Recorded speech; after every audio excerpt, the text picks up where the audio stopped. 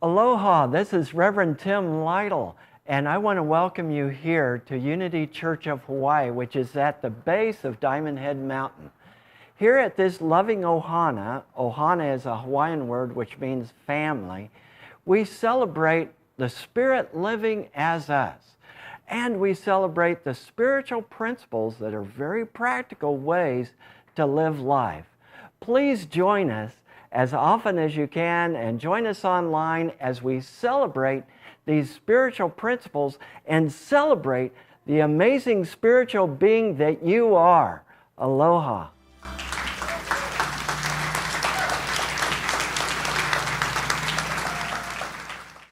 Wow, thank you, Rhea. And we're looking at there is a light shining in the darkness. Have you ever been in the dark and it was hard to find your way? It was hard to find the light switch.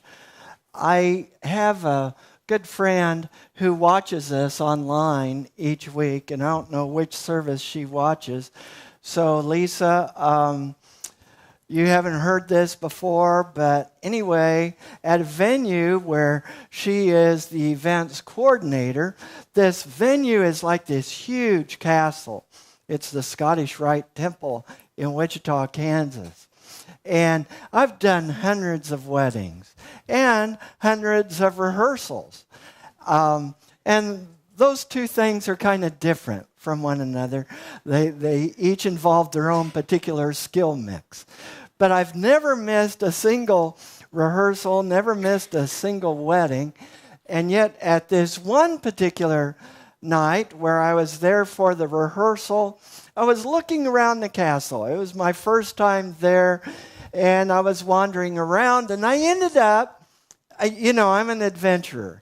I wander in the places that other people would know better but I wandered into this area that was very dark, and pretty soon it was very, very dark, very hard to see, and have no idea where light switches are. And there's an abundance of stairwells. Do you see a problem in this picture? Darkness, can't find the light, stairwells. I did find the stairwell. And I found the floor. And it was quite a trip. It was a long trip. And I bounced up, affirmed health, went into the rehearsal, didn't tell anybody what had happened. It can sometimes be spooky to be in the dark and not know which way you're going. And up here at the very front is our Advent wreath. An Advent wreath has candles, and these candles are symbolic of different things that we want to affirm for the Sunday. And so this particular one is faith. And I had faith that the lighter would work. There we go. All right. Faith.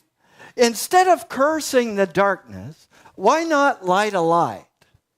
Darkness doesn't have any actual substance. Darkness is the absence of light. So you can have an entire football stadium and you light a candle and you can see that candle anywhere in that dark football stadium because the light has actual substance. So when we are in the darkness, we need to affirm, let there be light. Let's say that together. Let there be light. Let's say it again. Let there be light.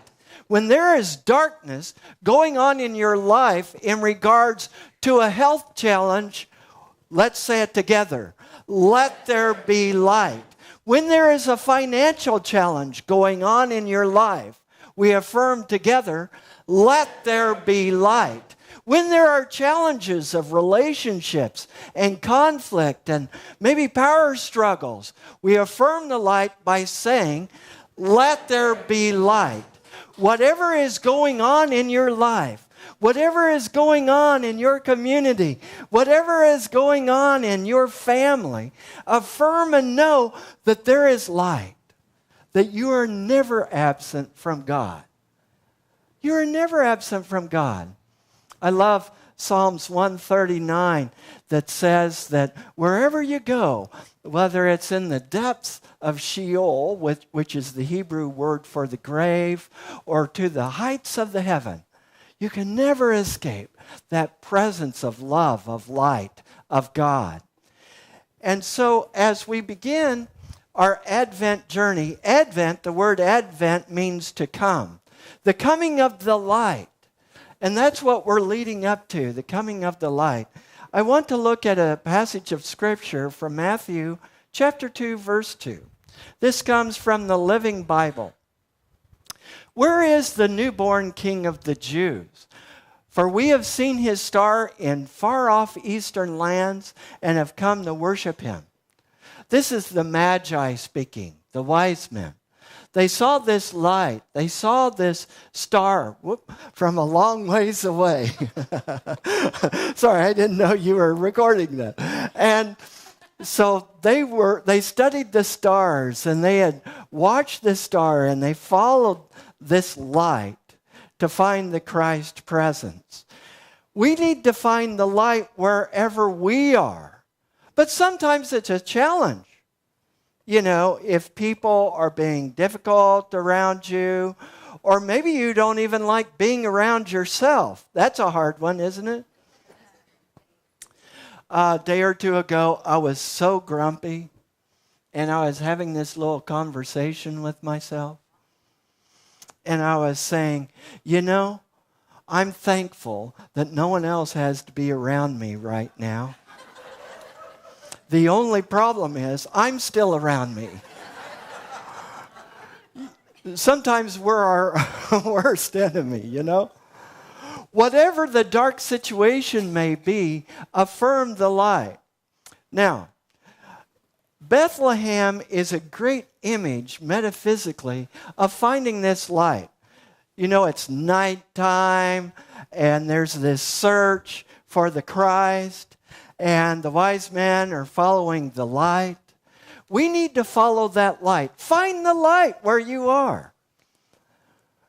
Inside you is that light. Let's take a deep breath. Okay, take another deep breath, dropping to your heart space. That's where that presence of light is. It's in you. It's living in and as you. That presence of God is everywhere, fully present, and it is living itself as you. That light lives in you. So I again think of what Charles Fillmore in Mysteries of Genesis says when he's talking about the creation process. And he says that when there's darkness, when you're not sure what way to go, you declare, let there be light. Let's say that together. Let there be light. That's using the power of faith, such as that candle that we lit. That is the power of faith, to see the light when everything looks dark. To see the presence of God when you're not sure where God is. Now, this isn't necessarily a picture of God per se, but who is this? Waldo! Yeah. Ralph says it looks sort of like me, and I could have dressed up like Waldo. I should have thought of that. I guess there is a little similarity. And you know these pictures of Where's Waldo? Have you ever seen those? Like this one. Okay? Do you see Waldo? Now the people in the first service might be from the first service, because I tried to point it out. But, you know, it took me about 20 minutes to find Waldo in this picture. And because there's such a mishmash of things going on. Now, just so you know, and I don't know if you can see it, because it's very small from where you are. Can you see where oh, you put a star up there. Thank you. There's Waldo. There's Waldo. See him with his little red and white hat and his glasses and smile. So Sometimes we're wondering in the mess that we're in, where's God in this? You know? I was at lunch recently, and Tony Barron was there, and she asked several of us this question. So where is God in this? It's a great question. And I invite you to ask yourself that question, whatever circumstance you're in. Where is God in this? Because God's in it. I mean, you don't have enough superpowers to exclude God from the situation. You can exclude the consciousness of God from your own consciousness, but you cannot exclude God from anywhere or from any situation. That presence of life, that presence of love, that presence of peace, that presence of wisdom, that presence of miracles is always and fully, completely present. Wherever you are, the presence of God is. You who are watching online, wherever you are, God is. You who are sitting here, wherever you are, God is. No matter what happens through the week, you know? So, where is God?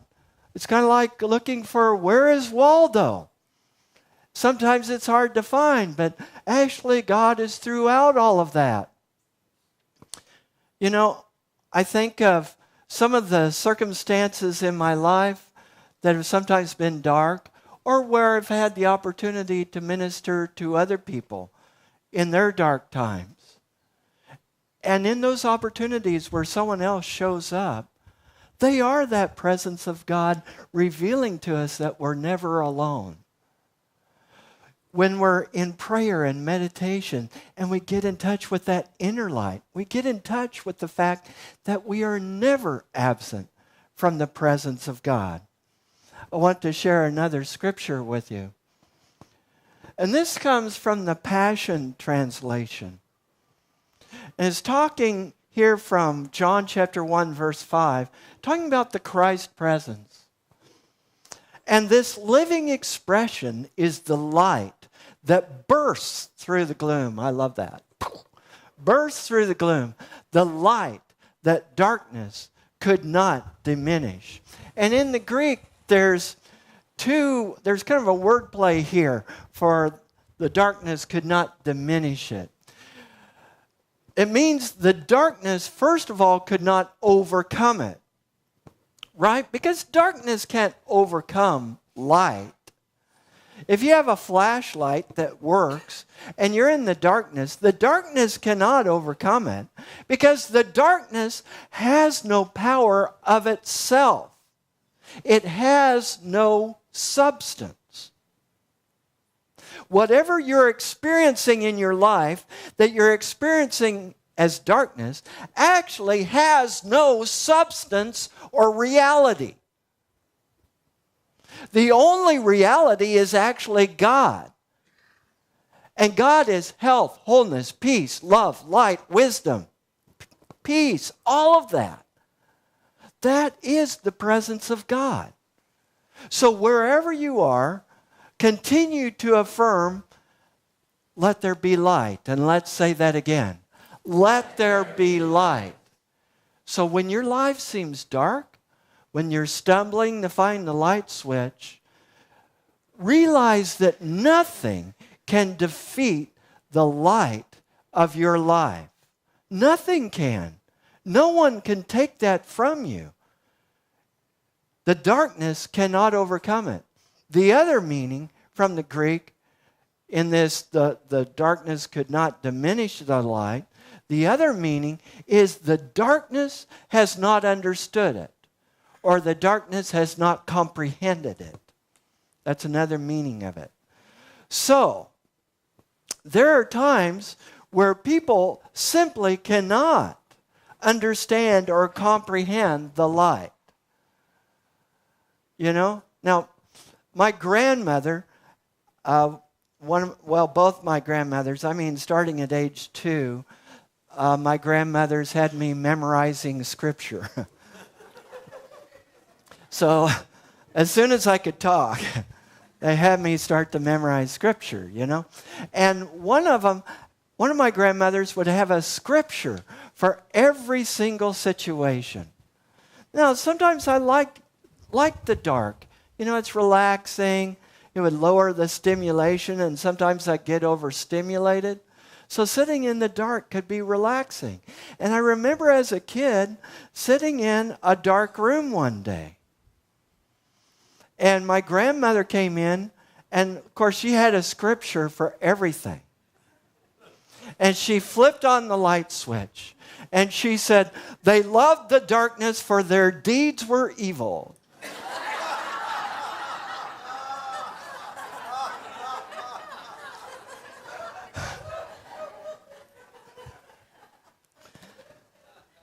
But the truth is that when we are lost in the dark, it's hard for us to see the light. It's hard for us to understand and comprehend the light.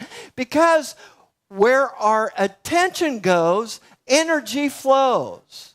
Where our attention goes, energy flows. So if I'm focusing on the darkness constantly, if I'm cursing the darkness, if I'm all wrapped up in the darkness, pretty soon I begin to lower my consciousness to the level of darkness.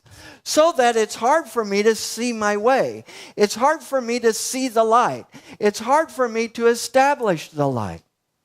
But when I pause, take a deep breath, and find that light within, then I know the truth that sets me free. The light is what we need to establish. When we establish the light, when we stand in the truth, when we stand in the Christ presence, when we stand in love, when we stand in reality and in substance, the darkness cannot overcome it, and the darkness cannot understand it. So when we establish truth, that which is dark has two choices. Either get lit or get lost.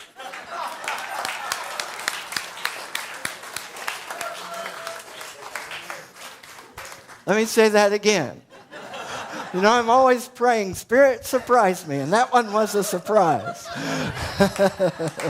So, when we get established in the light, get established in truth, get established in principle, and stand in principle, we are substance. We are not the absence of it. Darkness is the absence of substance. So when we stand in it, that which is dark either has to get lit or get lost. So let us establish light. Let us establish truth. Let us establish love. Let us establish and stand in principle.